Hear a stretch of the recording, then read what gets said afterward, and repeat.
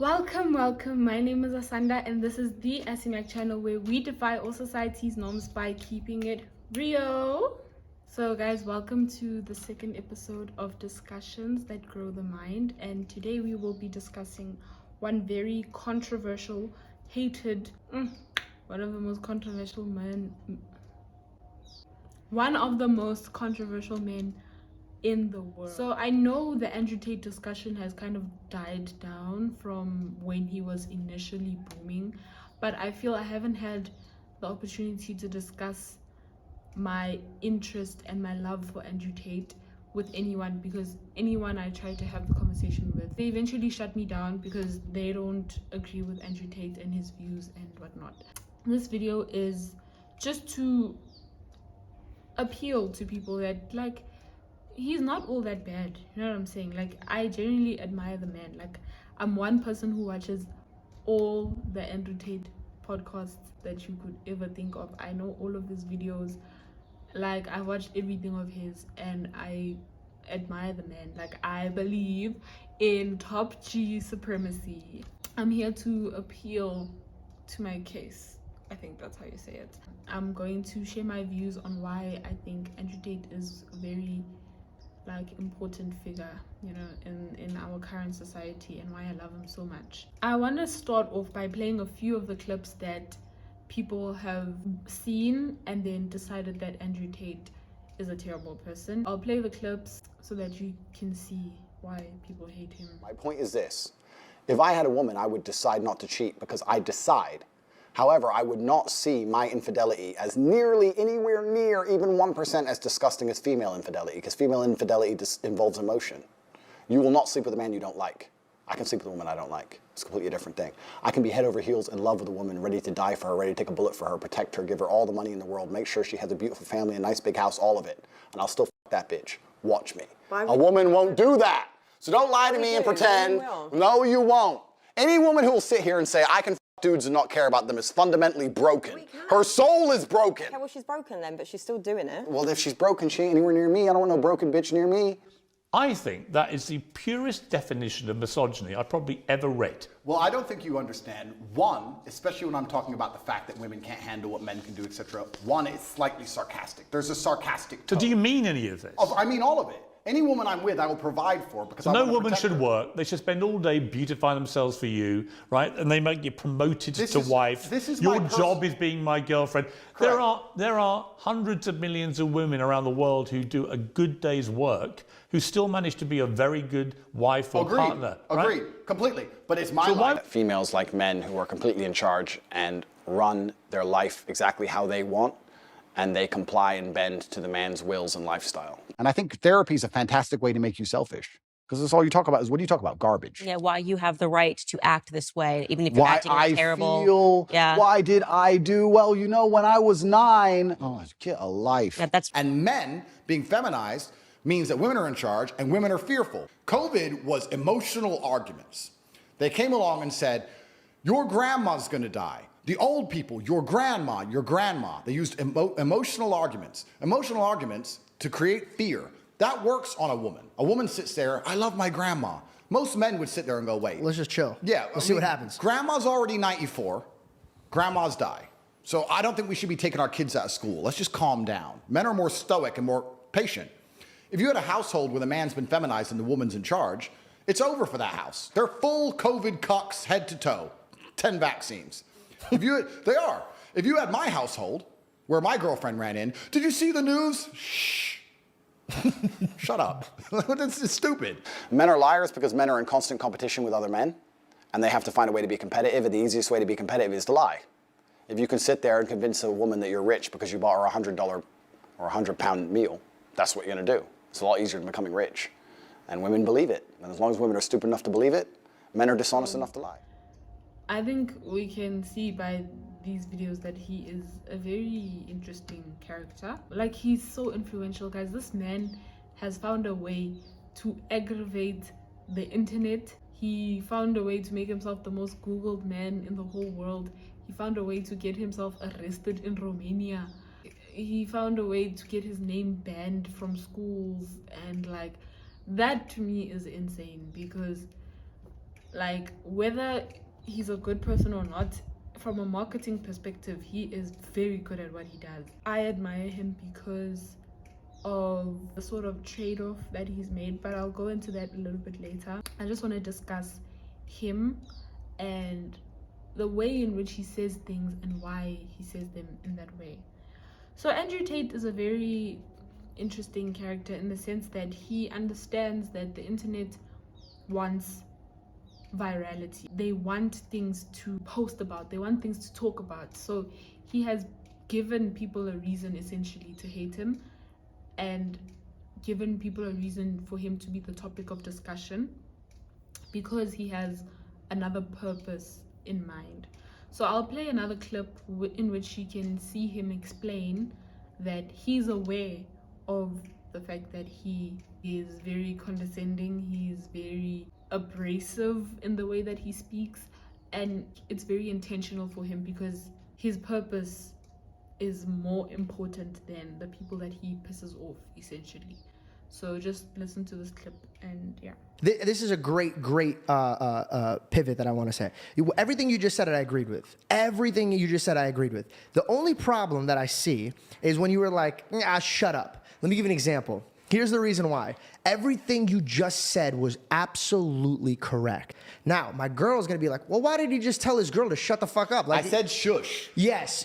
But okay, let me give you an example. I was dismissive with my hand. Nah, I know, but you know what this means? Flicking the diamonds. Get the fuck out of my face. Shh. This is what every girl here, shut up and go make me a sandwich. This is what comes off. So you're fighting getting men to be like, yes, but then you turn off the women. So here's the thing. When you see a fireman bust into a building that's on fire, he's not gonna look at the person and be like, what the fuck? Why did you do this? He's gonna be like, hey, it's okay. Look at me, grab my hand, come out.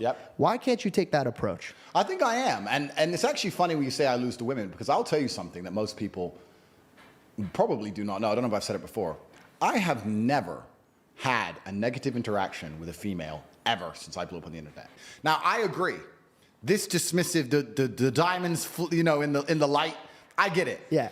Is it purposeful? I don't want to say it's purposeful. Do I find myself amusing? Certainly. Yeah, it's hilarious. It's funny. But here's the thing: we could take a joke and we could filter the bullshit. Yeah. But females, like you said, they're based off of emotions. Correct. They're gonna feel their emotions first and then react. Men are like, oh, that's fucking hilarious. Obviously, he's not gonna tell his girl to do that. Yeah. Most likely, the real scenario is like, sweetheart, come sit down. Everything's fine. Listen to me. I'm gonna protect you. Absolutely. So I'm just curious to know, why don't you just take that approach? Because I know you know what you're doing. You're a chess master. Every move you make, you're making it for a reason. Are you doing it to be polarizing? There's no light without dark. I don't think I try and be polarizing. I tried to be abrasive because I grew up in a world where I was hit very hard by life, and I think life is abrasive, and I think you learn lessons with a degree of abrasiveness. I think if things are too soft and too well explained, you don't learn them.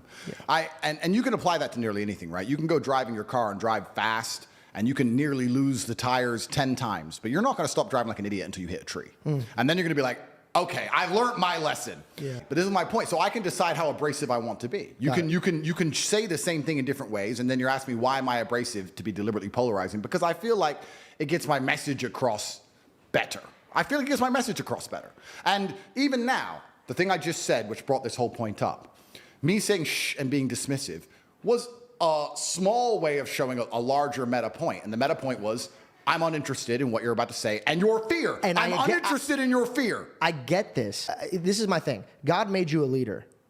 100%. I'll take it. Okay. And now you're leading men. Yep. But there's a huge crowd of people that you will never understand or touch. Yep. Because I feel pridefully, you don't give a fuck. You're like, if you can't come on with me on this journey, then get the fuck bent. Literally, metaphorically, and physically.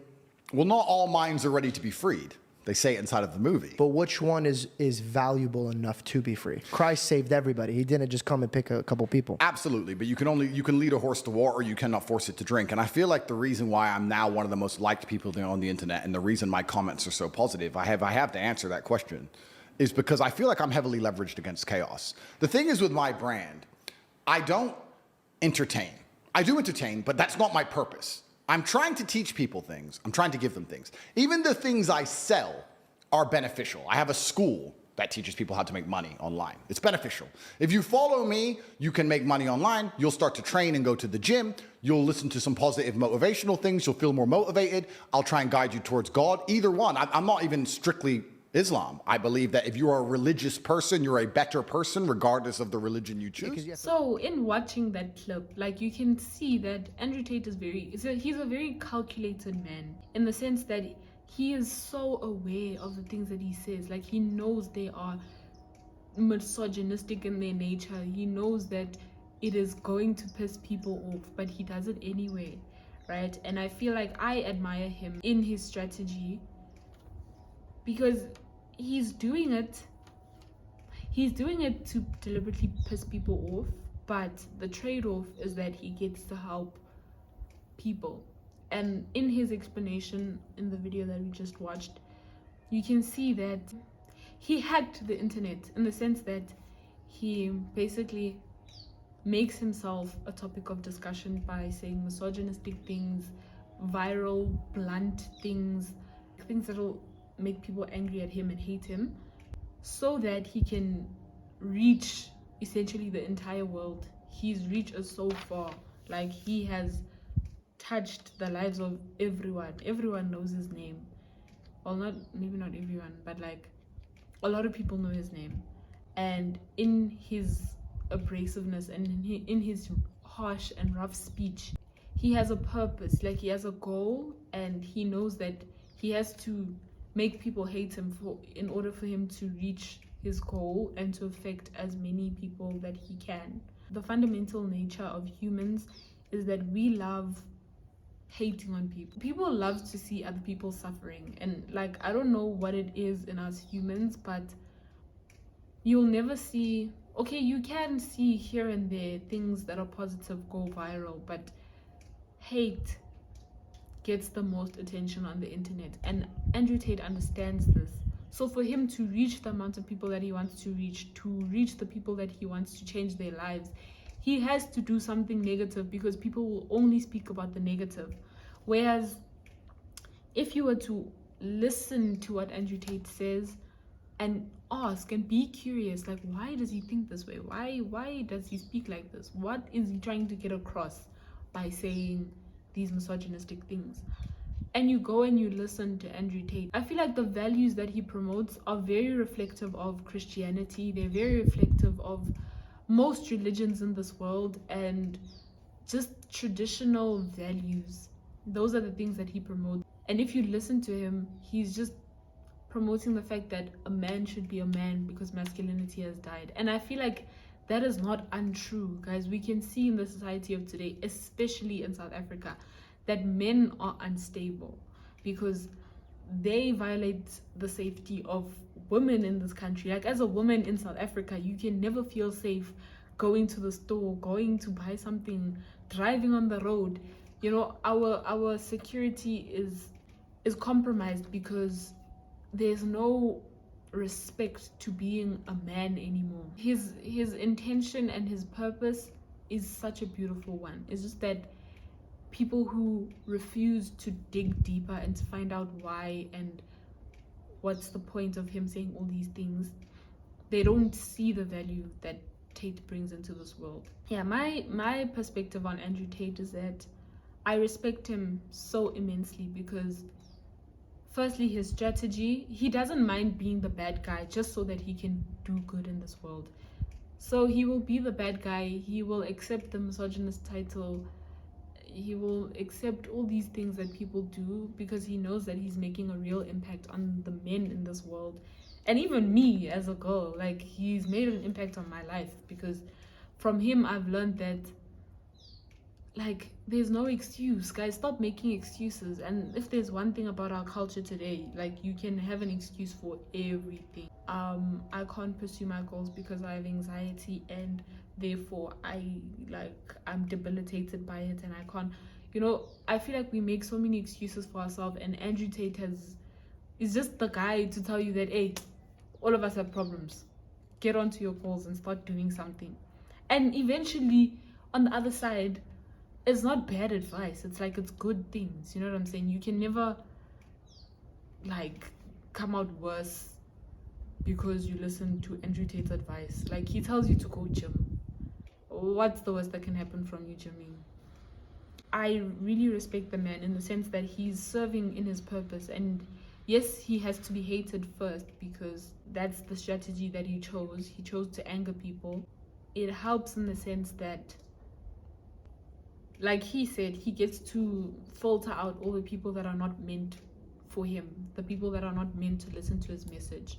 He can filter out all those people, and those people will stay in the repetitive lives in which they lead, and he'll help the people that want to be helped. He has his own school where he teaches people how to make money online, and those people will literally succeed, and they will grow, and they will make money and get to the point where they want to be and lead lives as masculine men, which I don't find a problem with it. I feel like we've demonized masculinity so much in this society, and I think we need people like Andrew Tate to kind of bring back the balance, because I'm neither traditional, like I don't believe in the hyper traditional beliefs, but I'm not all the way liberal. Like, being liberal is like crazy, guys. Like, yo, some of the things we're hearing today, some of the battles that we're fighting on the internet are so weird. Like, they're so weird. And my thing is, if we as people are fighting about whether it's a he or she, they, them, we're not gonna deal with problems like world hunger and poverty because we're fighting in courts. Okay, we are not fighting, the Americans are fighting, you know what I'm saying? But the Americans basically run the media. So we need people like Andrew Tate in this world to kind of wake people up and be like, hey, there's real problems in this world and you need to get up. Stop crying about the fact that you have anxiety, depression, all these things, which are medical things.